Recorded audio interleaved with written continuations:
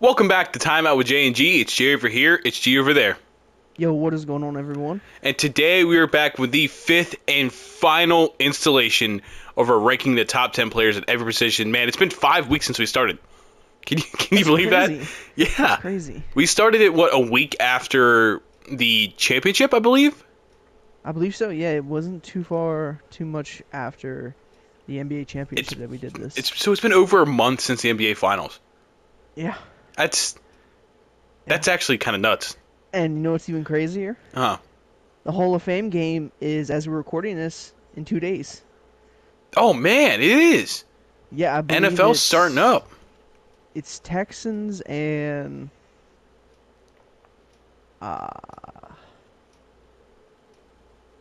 I forget who the other You team could just was. look it up on your phone as we're sitting here waiting. I'm doing that right now. I thought I could remember. The Houston Texans are. And the Chicago Bears.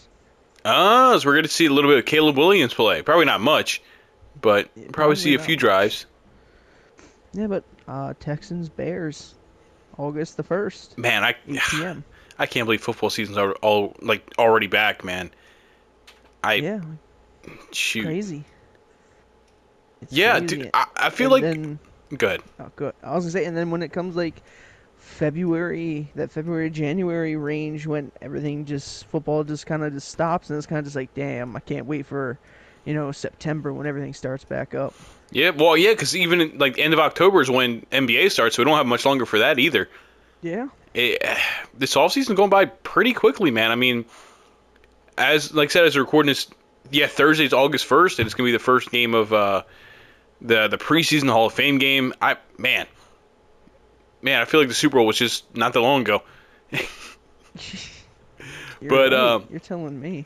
so is there anything you want to kind of talk about, get into before we jump into our ranking the top 10 centers?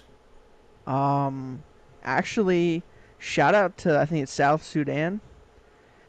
I only think they have a basketball court where they're from, and they took the United States to the fourth quarter, Yeah. and the United States had to hit a game winner to beat them. So shout out to them, and shout out to all of the United States teams out there competing in the Olympics. Shout out to them, and hopefully they can bring in the gold.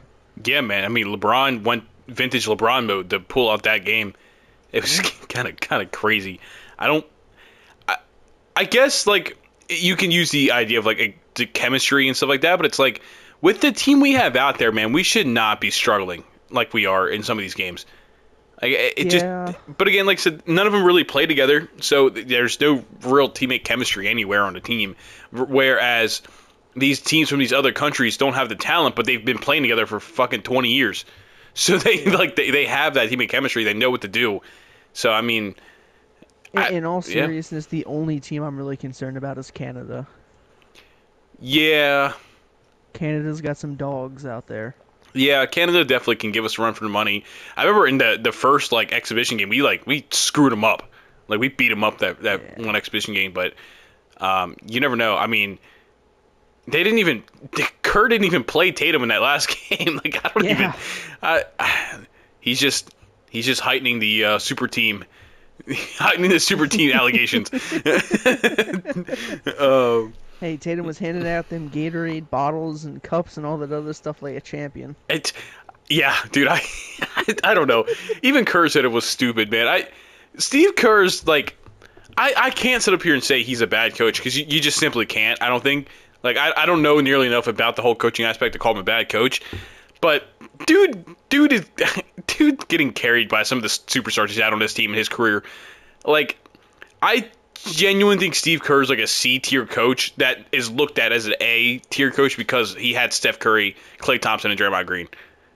Yeah, and KD for three Yeah. years. Yeah, like I can't say he's a bad coach by any means, but I do think if he's on almost any other team, we don't look at Steve Kerr the same way. Like I don't know, but I don't want to get into a shit talking thing with Steve Kerr because I have nothing against the guy. But I don't either. He's a good coach for what the Warriors needed through the years and everything. He was a good coach, and shout out to him for his playing career and his coaching career. yeah.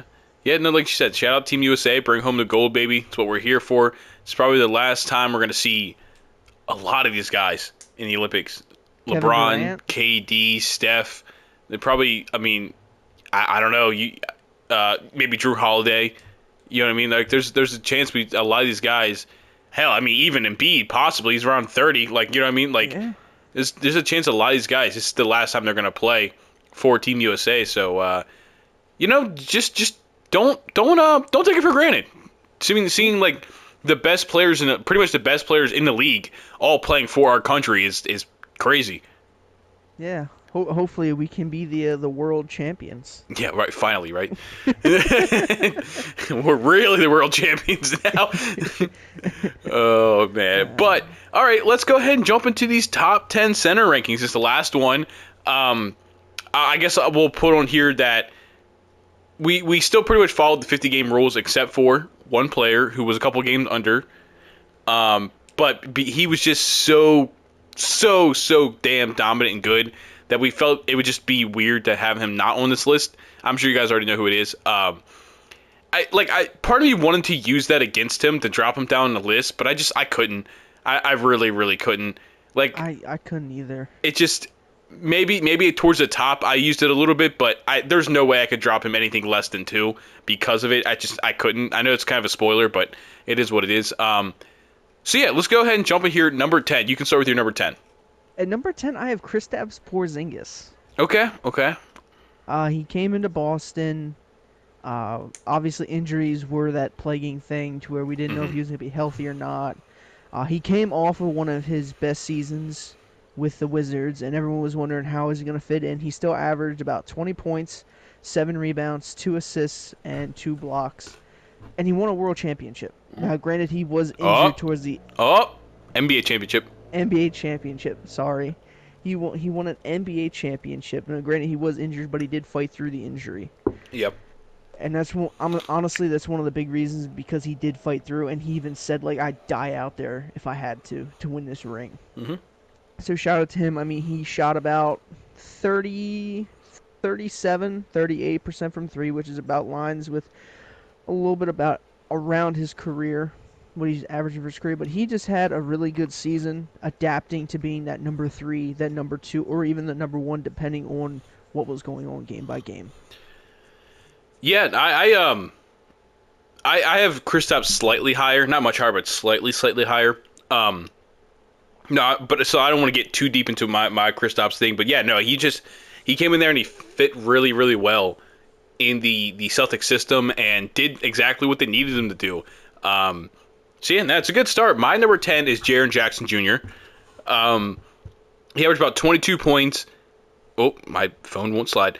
22 points, almost 6 rebounds, about where was the assist there? About 2.5 assists. Definitely like more of a down year for him blocks wise. Only 1.6 coming off a 3 last year where he won DPOY. His shooting was also down where he dropped from 35% from 3 to 32, but he did take one more attempt a game from 4.5 to 5.5, and then his field goal percentage went from 50 to about 45, but he went from shooting 13 times a game to 17.5 times per game, and obviously a lot of that came into effect with Ja Morant being out pretty much the whole goddamn season. He was out. Desmond Bane missed a lot of time too. Marcus Smart missed some time. Like that Grizzlies team was just super banged up all last season, and then they had their other stuff going on too. So he had to definitely take a much bigger role in the offensive side of the game, and he went from 18 points to 22, almost 23. So, you know, when you have to take a big man that takes more shots, your free goal percentage is going to go down. Absolutely. And like I said, it was definitely a down year for Jaren and that whole Grizzlies team. But I do kind of look at it as like, you know what? He stepped up to a degree when they were missing all those players, and he was one of the few bright spots for him. So I thought I'd give him a little bit of a benefit of the doubt and drop him in here at number 10. Yeah, that's respectable. That Grizzlies team was banged up, but Triple J kept it going and tried to do what he could. Yeah. I guess I can go ahead with my number 9. My number 9 is the boy. I don't even want to pronounce. I don't even want to pronounce words. Alperen Sengun. It's Alperen Sengun I have at number 9. Hey, yo, me too. Really? Yes, I have Alperen at I have Alperen Sengun at 9. Yeah, no, he took a big jump, man, from 15 points to 21 points per game this year. He was third in most improved voting, 5 assists a game, almost 2 total stocks, like with steals and blocks combined. Rebounding was around 9, almost 10. Shot a little bit worse from the free throw line, 69%, but 3 points, 30%. He's not really a 3-point taker. It is what it is.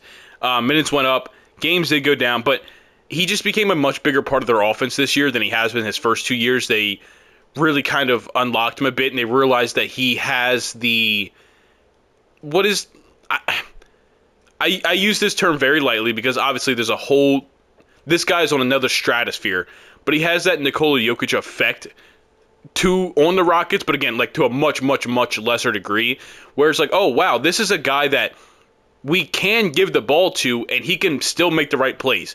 He's not one of those centers that's like pick and roll, dunk the ball, that's it. Like no, you can give him the ball in on the block in the short roll, and he can make those extra passes. And I think that's something that really, really unlocked a lot with that Houston Rockets team last year because it's like they have a lot of talent. They have a lot of talent. If your center, your big man down in the paint is able to see those open shooters, oh, it's gonna be great. It's gonna be fantastic. 100%, and I agree with everything that you just said, and that's why I call him the mini Jokic. That's fair. The mini Jokic. I mean, his assists have gone up. I feel like, if we're being honest, you give him another 3 years, and some of them top people start slowing down a little bit. He could be the top 10, top 5 in MVP voting. I'm just saying it right now. The only reason I put any pushback against that is because that Houston team has so many different options that like I don't know if he's ever going to get the opportunity to have the ball as much as guys up top, like because they're trying to develop Cam Whitmore, maybe Jalen Green, Amin Thompson, Tari Eason. Like they have a lot of people. Jabari. That Houston team has so many people they're trying to develop. I don't think he'll ever have the ball in his hands enough to be one of those guys. It's true, but we never know. Oh yeah, of course, yeah.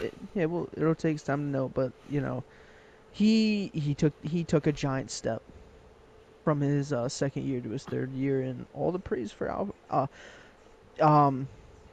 he's gonna be ready for next season, right? Because I know he had that injury towards the end of last season. I think he's good. I'll double check right now. I think he should be good. The only thing for Alperen that I'm really looking forward is just a better defensive impact. He's not exactly a stellar defender, and they don't really have a lot there at center spot defensively. So again, kind of similar to like what Jokic. Jokic isn't a rim protector, but he's a paint defender. He's gotten to the point in his career where he's able to just kind of get in your way and bog you up and not let you get to the basket. And I think that's a step that, of course, Alperen Sengun is super, super young.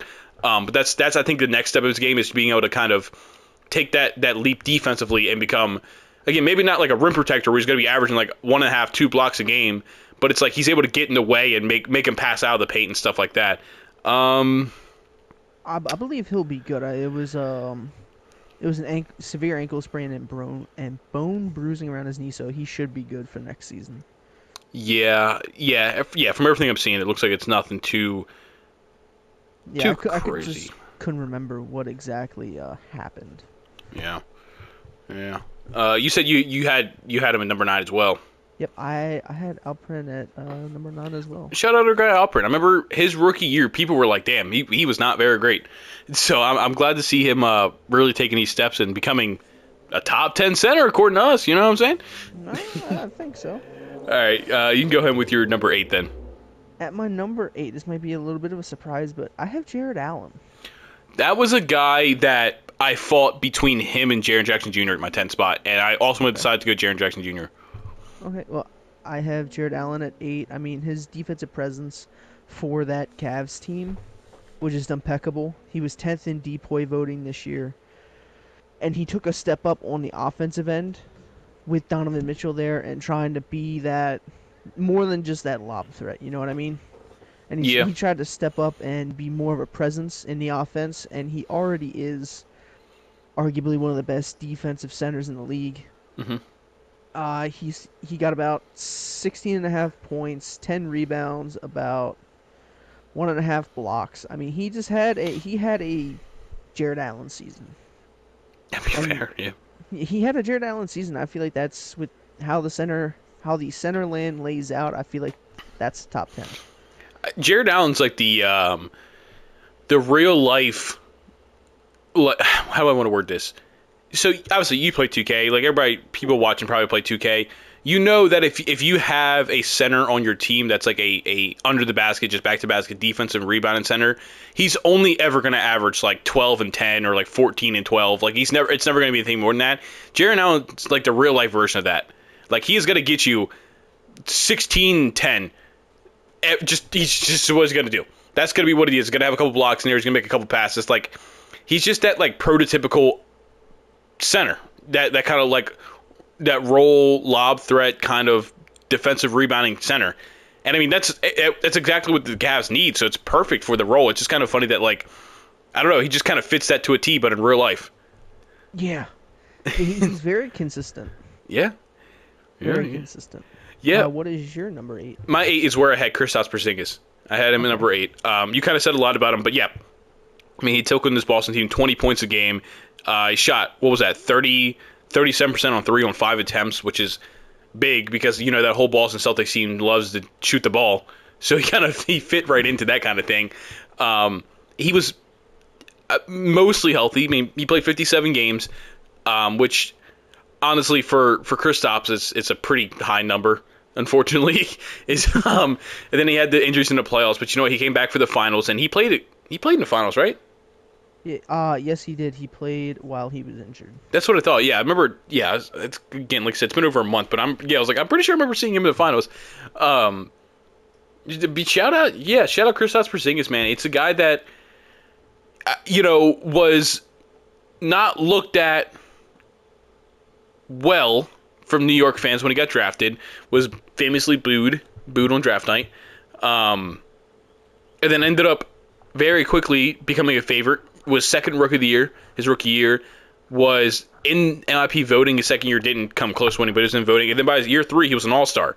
And then he had the ACL injury. He goes to Dallas. He has a crap ton of injuries in Dallas, and his career has been a roller coaster, man. It started off low, got high really quickly, then boom, he hit another drop on the roller coaster. Now he's kind of, he had that season in Washington last year where like we were on the up, and then you have him now winning a championship with Boston where he's like up, and hopefully for him, this roller coaster just keeps going up the hill. You know what I mean? Hopefully there's never that drop. But yeah, I don't know. Hopefully he does recover from the injury that he got in the playoffs. Yeah, for sure. Now I've always been a Kristaps fan. I really wanted that to work out in Dallas with Luka. Like I thought that was just I like the pairing. Unfortunately, they just didn't always mesh well together. And then again, he didn't play a lot of games, unfortunately. But I'm all for him finding his home. I don't think his long-term home is Boston just because of the financial situation. I think he's going to be one of the guys they decide, like they're going to keep JB, they're going to keep Tatum, and they're going to have to, I don't know what they're going to do with it's really the others. It's Drew Holiday, it's Derek White, it's Porzingis that you really have to make decisions between. And maybe they decide to keep Porzingis out of that group. But there's a very good chance in the next couple of years we see Porzingis on another team. And hopefully that was a team where he can still compete because he's a good complementary piece on a championship team. Like he's a good starting center on a championship team. I think so. Yeah, I mean, we've seen it this year. I mean, he did split with Al Horford through the season, but he can be your second, third, fourth option, and he's going to give you reliable minutes at that center spot, being the rim protector and being that stretch 5 that every team wants. Yeah, like I said, all he's got to do is stay on the floor, and he's good when he's on the floor. Absolutely. What are we at next? Next is number 7. I'll let you start. Yep. Or do you want me to start? You can start. All right. Number 7. That's where I got the kid. Victor Wembanyama. Okay. I have him number 7. By your reaction, I don't know. I can't tell your reaction. Oh no, I was flipping between him and another player for that 6 and 7, but Wembanyama went 7 for me too. Okay. Your like lack of reaction made me think I was crazy. To be honest, I thought you were being like, okay. Nah, he's not even on my board, dog. I was gonna be like, damn, okay. Yeah, he's not even on my board. I don't know what you're doing. But let's be real, dude. At least according to us, number 7 after his rookie season, man.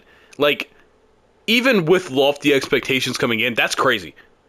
Absolutely. To be, I mean, I don't even think it's us. I think he's widely considered to be a top 10 center in the league already. Like, I don't think it's just us overstating him at all. I mean, come on, what do you have to say? He was on all defensive first team. He was rookie of the year. He was second in DPOY voting. Some people think he should have won. But that's what I'm saying. Like, this dude was arguably the DPOY rookie year. I don't even know when that ever happened. He is also the very first player, I believe, in NBA history to make an all-defensive first team his first year. First-year player to make an all-defensive first team. That's nuts. I mean, 21.5 points, 10.5 rebounds, 4 assists, about a steal and a half, 3.5 blocks. 3.5 blocks. Almost 80% from the free throw line, 32% from 3 on 5 attempts, 46 from the floor. And a lot of that was, I don't know if you remember, the first month of his rookie year wasn't great, actually. Like, he struggled shooting his first month. Yep. So, I mean, you take off that first month, he's probably close to 49, 50% from the floor, which is a little bit more acceptable for a center. But again, he's one of those centers that it's like, he's 7'4", so he gets to the paint and shit like that, but he also shoots the ball. So he's not gonna be Mitchell Robinson, who's shooting 68, 70% from the floor because he's only taking shots under the basket. Like, if I know some people were like, wow, under 50% from a center is crazy. To a degree, yes, but it's also a guy that is consistently shooting mid-ranges, threes, fadeaways, and shit like that. Like, it's the nature of the game. It's just how the game goes. Absolutely, and I believe, if I remember correctly, I even told you it's gonna take him a little bit to get accustomed. Oh, 100%. Dude's still a very skinny dude. Just very small, skinny frame dude. Oh yeah, and just like we said about the first month of the season, he had to get accustomed to the NBA. You know what I mean? I'm pretty sure the rules in the NBA and the rules where he played overseas, I believe in France, are completely different. Yeah. I shouldn't say completely different, but there are certain stuff that are different between the two rules. And so adjusting to that and just adjusting the play style, it took him a little bit, but he got on it. And I mean, hey, now he's got CP3. Yeah. I am curious how it's going to work. About. And Harrison Barnes. Yeah, and Harrison Barnes. And maybe Harrison Barnes will teach him a fade or something like that. Like, get him going something. Dude, the mid-range. Could you imagine seeing Victor Wembanyama doing a full post fade? I mean, I don't see why he wouldn't. Dude, the height on that shot, no one would block it. I mean, it's basically, I was going to say, people can't get in the way of Kevin Durant's post shot and shit like that. So add another 4 or 5 inches, and there you go. You have Victor Wembanyama. Like, that's insane. This dude's, I mean, he's nicknamed the Alien for a reason, man. He's genuinely, like, he's insane. He's really, really good at basketball. I mean, there's nothing else to it. Like, it's just, I don't know. He's got a lot of things, obviously, he needs to polish up. He was just a rookie this year, you know what I mean? He's got a lot to work on. But, like, you can see, like, this guy has the makings of being one of the best players in the league very quickly.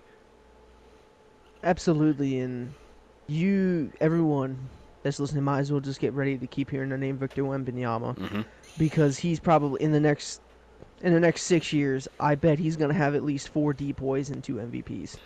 You love putting lofty expectations on people for no reason. Dude, I mean, you did it with Alperen Sengun. Now you're doing it with Vic. That's 4 DPOYs and 2 MVPs in 6 years that's like Hall of Fame numbers right away. If he keeps up this pace and he keeps getting the 3.5 blocks, and the Spurs get better defensively, just better as a team, it's hard. It's gonna be hard for them to keep it from. You know what I mean? Keep it from him. I get your logic behind it, but those are crazy numbers to say in the next 6 years. Okay. In the next 6 years, maybe 2 DPOYs. I say in the sense of, I think he finishes his career with at least 2 MVPs and at least 4 DPOYs. I think that's way better. I think 4 and 6. That's crazy. I can't say you're wrong, obviously, because he's been fantastic. But that's just like, those are crazy, lofty expectations to put on somebody. The only thing that is going to get in his way from achieving that, obviously, is voter fatigue. Well, that would also, 6 DPOYs would make the most in NBA history, right? Yep. So, I mean Jesus. What center in NBA history has averaged 3.5 blocks their rookie year? I can't answer that. I don't know. That I'm sure that's probably some research we probably could do about that with the guys like Kareem and stuff like that. But I don't know. And I mean, hey, arguably he should have been DPOY this year. It was. I Arguably. I don't know. I think Rudy Gobert was pretty the clear cut, but I think Rudy Gobert just had a crazy season. He did. Honestly, like I really do. Like I think on most normal seasons, I would 100% agree. I just think Rudy Gobert was so good this year defensively that it kind of like I think he walked away with the award. But Wemby at least entertained the idea towards the end of the year, like made it interesting, I guess. Yeah. And speaking of Rudy, he's my number 6. Oh, okay, Yes. okay. Rudy is my number 6. He wasn't. He was an important piece, especially on the defensive side of the ball, and he, in my opinion, he kind of got Cat and Ant and some of the other guys juvenated into the defensive side. And I mean, 14 points, about 13 rebounds, 2 blocks. I mean, he had a really good year, 66% from the field, which aligns with about what his career average is. But obviously, Rudy Gobert, deep boy, first team all defensive. That's his 4th deep boy, I believe. Yep. Yep. 4th deep boy. I know there's a lot of people saying he shouldn't have won this, shouldn't have won that, but he is one of the best defensive centers in the NBA right now. There's no doubt about it. 14 and 13 with almost 3 stocks a game. I mean, come on now. Mm-hmm. Come on. He, like I said, one of the best defensive players, and if I'm making a lineup and I need a defensive center, I'm going with Rudy. I agree. No, at number 6 I have Bam Adebayo. Okay. I mean, all defensive first team, all star. He was 3rd in DPOY, which again was quite a gap between 1 and 2, then 3. But I mean, 19 points per game, about a block game, about a steal. He averaged about 2 total stocks together, 4 assists, 10.5 rebounds, shot decent from the free throw line. Like he shot 35% from 3, but it was only on half attempts a game, so not much. Played 71 games. Like Bam Adebayo was big for the Heat team to kind of even get their way into the playoffs this year because they had a lot of injuries going on, and I know like he kind of has a similar idea of like I don't want to say Ben Simmons, but like we've seen flashes that Bam Adebayo can step out and hit a 3-pointer and hit a mid-range consistently, but he just doesn't really do it. Because I remember a couple years ago that quote came out before the season that Jimmy Butler was going to pay Bam Adebayo every time he took a 3 because he wanted him to take more, and he still really doesn't take any. Like a big thing for this Heat team hitting a next step is getting Bam to consistently be able to shoot, because that Heat team lacks outside shooting big time. And if your center can start doing that, it opens up the game big time for Jimmy Butler, for other guys on the team like that. I don't know, like he's such a versatile defender too. This dude can guard 3 through 5 consistently, and if he gets stepped out on the guard, he can hold his own for a short period of time. Like, he's one of the most rangy, switchable centers in the league defensively. Maybe the most switchable defender in the league defensively. Obviously, you have this 7'4" motherfucker coming up. You never really know. But it's a little bit easier for Bam to be switchable when he's like 6'8", 6'9", versus Wemby being 7'4". Like, it's just a little bit easier for his size-wise for him to stick with people, because as good as Wemby is, him being 7'4", he's inevitably going to be a little bit slower on the perimeter, where Bam doesn't have that problem as much. I really like Bam, man. I really do like Bam. I think he still has a part of his offensive game he needs to unlock for him to really, really reach his full potential. But I mean, even still, at this point, he's an all-star. He's all defensive first team. Like, he's that guy. I had him a couple spots higher originally, and then there's 2 guys at 4 and 5 that I'm like looking, and I'm just thinking about like also kind of like importance to team. And Bam is very, very, very important to team. But I think these guys at 5 and 4 are just like, I think just a little bit more of key pieces, I guess. I don't know. Like, I guess that's kind of why I dropped him down to 6. But, Bam Adebayo is my number 6. Speaking of Bam Adebayo, he's my number 5. Oh, shit, okay. Yeah, I mean, everything that you said about Bam Adebayo is 100% correct. He's one of the best switchable defenders in the league from the big man position. And, I mean, arguably he should have had a depoy by now. But when you factor in the fact that Rudy Gobert this season was amazing, now you have Victor Wembanyama, I feel like it's kind of like the same curtain with Anthony Davis. They're really good defenders. They arguably should have had a depoy, but with just how good defensive players there are right now. They just didn't win it. You know what I mean? Yeah. Yeah. So Bam was my number 5. I guess we'll go. I guess we'll go to my number 5. This is Yep. where I had Domantas Sabonis. Okay. Can I get this up, please? There we go.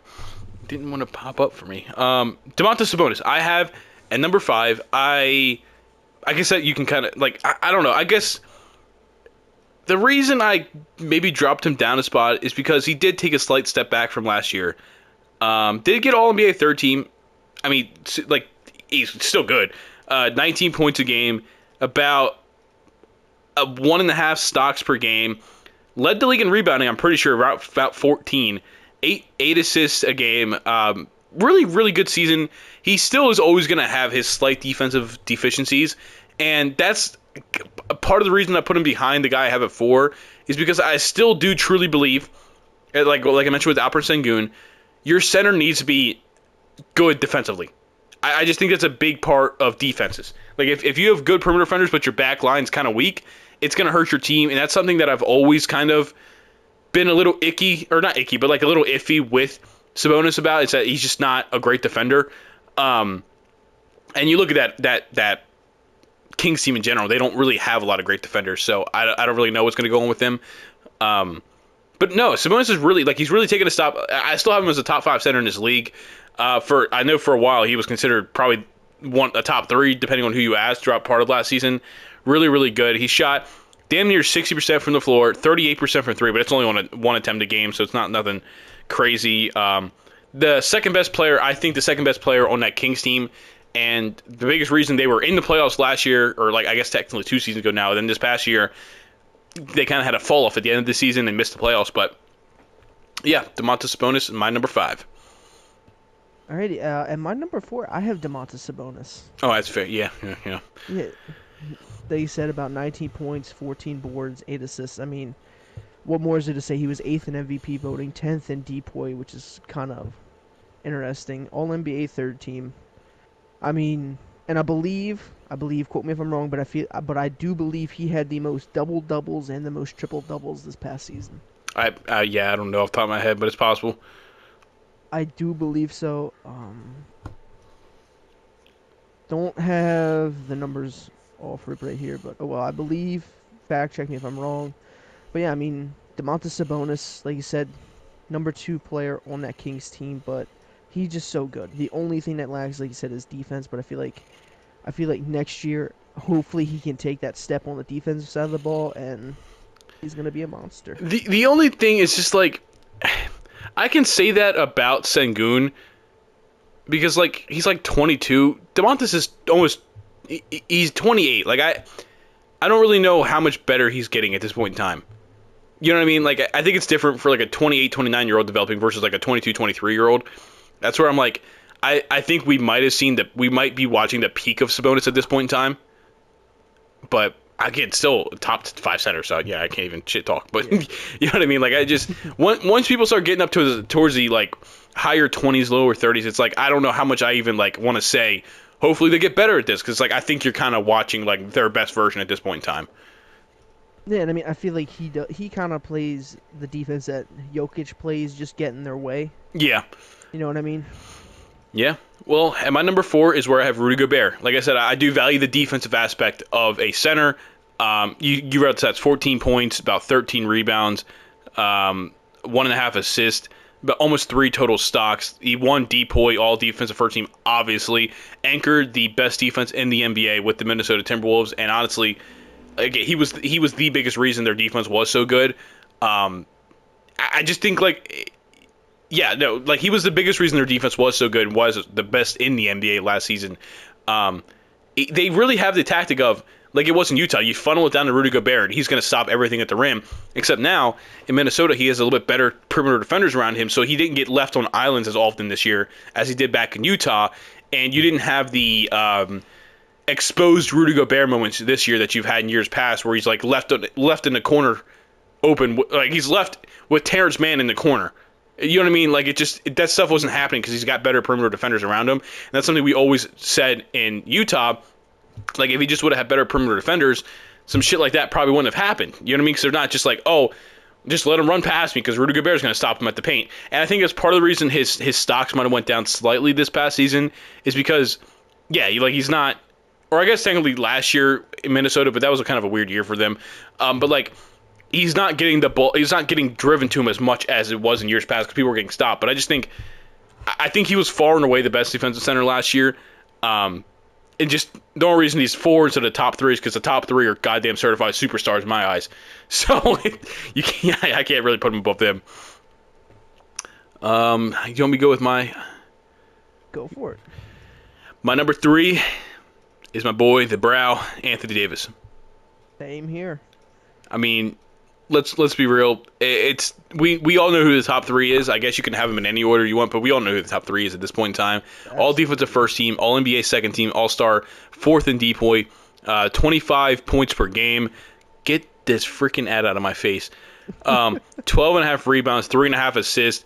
Stocks is what, 3.5? Like, yep. Listen, I'm a Lakers fan. Anthony Davis is the best player on the Lakers. Damn.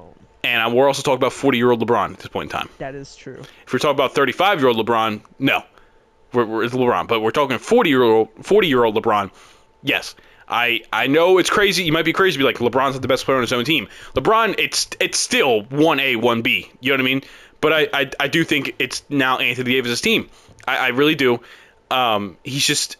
Yeah, like I said, we're talking about 40-year-old LeBron. I think Anthony Davis has taken over as the best player on the team. He was huge, even in the playoffs against Jokic in that first round where we lost. He basically went stat for stat with Jokic. Like he was just as like obviously Jokic won the series and they had the game winners from Jamal Murray and shit like that. So that's what's going to get all the attention. But Anthony Davis was killing in that first round series. Doing it like whatever Jokic was doing to him, Anthony Davis was turning around and giving it right back to Jokic that whole first round. It kind of got overshadowed because obviously we lost in 5. Yeah. But dude, like I said, I think he's comfortably number 3. I can't put him over the guys at 1 and 2. I can't. The 2 of the best players in the entire league at 1 and 2. But listen, man, I don't know if anybody's taking Rudy Gobert over Anthony Davis. I don't know if anybody's taking Sabonis over Anthony Davis. Like, I think it's literally like 1 and 2 is up here. You have a slight drop to 3, Anthony Davis, and then I think you have quite a big gap between 4, 5, 6, 7, and 8. You know what I mean? Yeah, like, I mean, you were talking about the playoff run the playoff series against the Nuggets. They went 5 games. The man averaged 28 points and damn near 16 rebounds. Yeah. Yep. Like you said, he was just Jokic was giving it to him, and he was turning around and being like, "I'm not backing down." Pause. And he was giving it. Pause. He basically was saying, I'm gonna do to you what you're doing to me." Like he was not backing down at all. It was awesome to watch. I wish the Lakers would have won that series, but Jokic is one hell of a player. Yeah, I love Anthony Davis, man. He's one of my favorite players in the league. I'm excited, man. I'm excited. I don't know how long he's going to be a Laker, honestly. I really don't. I don't know what kind of stage the Lakers are going to go into once LeBron retires. But, man, I don't regret that trade in the slightest, man. I know we lost Lonzo, Kuzma, Brandon Ingram. Or I guess Kuzma wasn't part of that trade, but like Brandon Ingram, Lonzo, Josh Hart. And so I think DeAndre Hunter was part of that trade. The pick for DeAndre Hunter was part of the trade. Something like that. But like we got a championship out of it, and he's one of the best players in the league. So I'm not mad at it at all. I really am not. Number 2. You go ahead, start with your number 2, and we'll see who we have here. Speaking of Jokic, he's at mine. No, I'm just kidding. It's Joel Embiid. Oh, okay. I have Embiid at number 2 as well. Okay. Yeah. I tried to fake you out a little bit there, but no, Embiid, he went on an absolute tear to start the season. Mm-hmm. If he would have finished this, if he would have played the entire season and been playing like that, I probably would have had him number 1. Oh, by a fucking margin. But Embiid, almost 35 points per game, 11 rebounds, 6 assists, which is his career high by almost 2. Mm-hmm. Blocks, he has basically 3 stocks a game. He was an all-star. If he would have played the entire year, right, mm-hmm. and kept these stats up, he probably would have gotten another MVP. And he would have been in that. In my opinion, he would be in the DPOY race. Yeah, it's tough. Like Anthony, or not Anthony Davis, Joel Embiid is a tough case because this guy we talked about earlier, where it's like technically he didn't get our 50 game rule, but he was so goddamn good in those 39 games. We felt weird leaving him off the list, and that was the differentiator between 1 and 2 for me, between him and Jokic, was that he only played 39 games. I thought that was like, I was like, okay, I can use that as a way to like be like, yeah, it's Jokic this year. Which, spoiler, we already know because we have Embiid it too. But like, yeah, like I said, he was the best player in the league by a fucking margin the first 2 months of the season before he got injured. I mean, he had the 70 piece. You know what I mean? Like he went nuts. I mean, he was, like I said, you read off all the stats there, 35 points per game. Yep. That's prime James Harden. And we're looking at a 7-footer do that.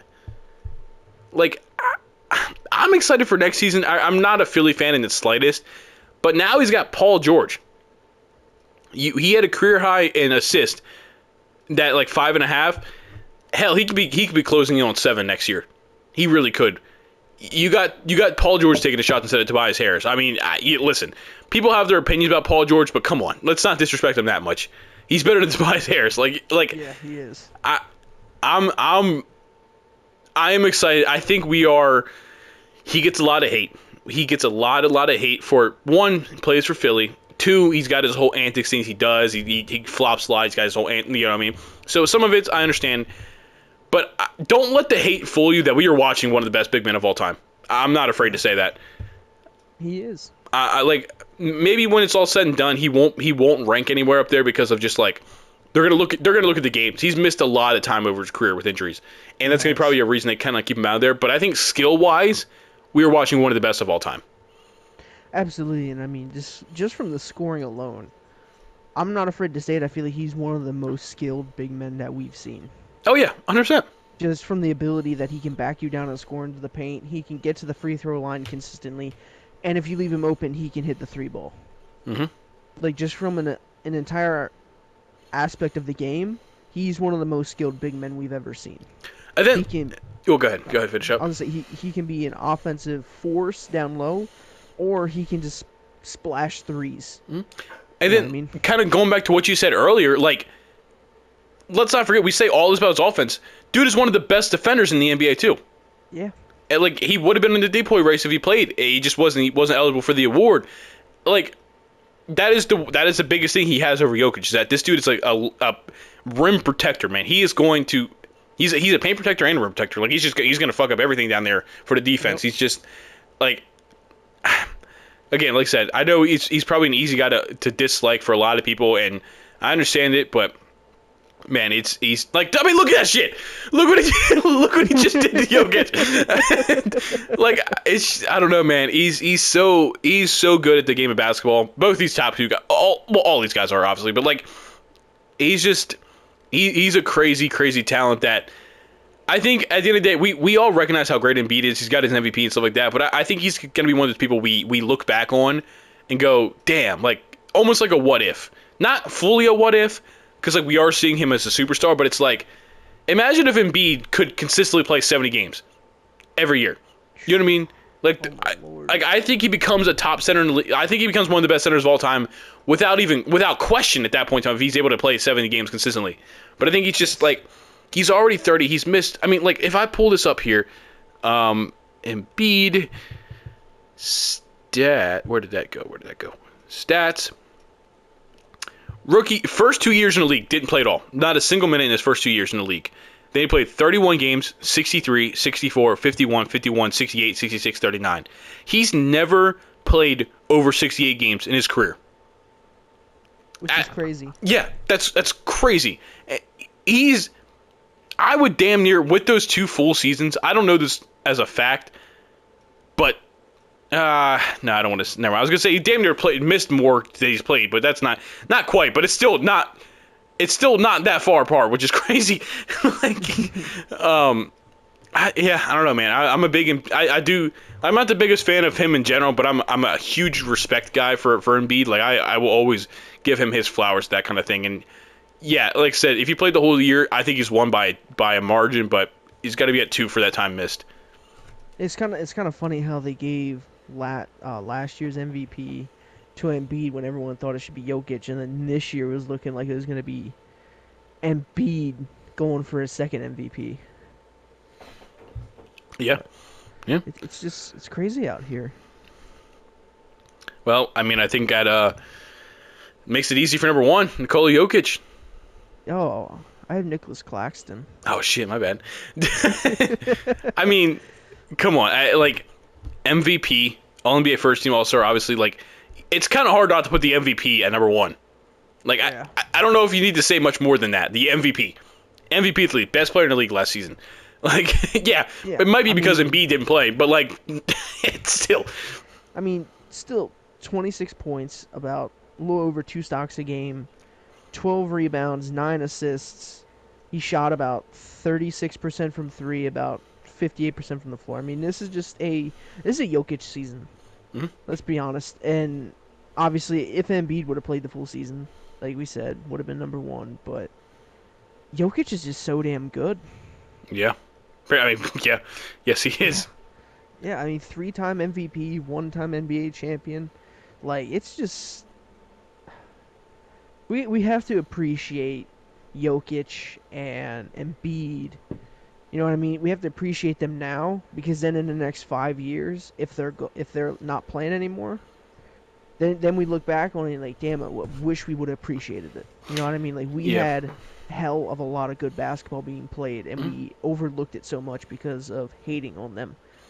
You know, I don't like Embiid personally, but you gotta respect him for what he's doing out there. 35 points a game, and then Jokic averaging another season of damn near a triple double, third MVP. I mean, this is some great basketball being played. Yeah, I mean, like we said with Joel Embiid, like one of the most skilled centers of all time. We could say the same thing about Jokic, just one of the most skilled centers of all time, the best passing center of all time. I would say, he just when he gets into his rhythm, he's basically unstoppable. Yeah. I mean, I know it very well as a Lakers fan that whenever it comes to the playoffs against us, there's literally we can't do nothing against it. Nothing. We can't do anything. Yeah. Like. He could be at half court heaving the ball over his head with a hand in his face. It's going to go in. Like, it just... When Jokic gets into that rhythm, dude, it's like... You're like, well, there it is. You know what I mean? Like, it's just... What are we gonna do? Yeah, and this Denver Nuggets team, over the past two offseasons now, has gotten worse. They've lost a lot of key pieces, and they're not really bringing in a lot to replace it. So, I don't know if they're competing... I don't know if they compete. I really don't know.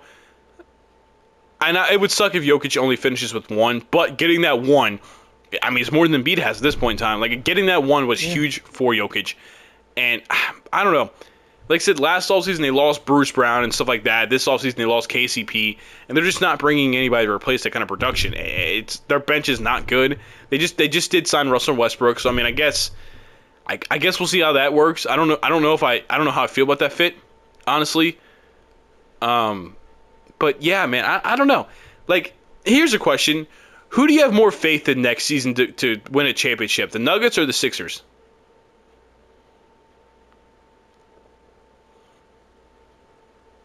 I'd have, if we're talking a full season of healthy Embiid, I'm gonna have to go with the 76ers. Yeah, I can't say you're wrong for that. I also feel like when they brought in Paul George, I feel like has that hunger to win a championship. Obviously, Embiid has that hunger to win a championship. It is just getting to a point where it's just like the Sixers are lining these pieces up. Mm-hmm. The only thing, in my opinion, standing in their way is the Celtics.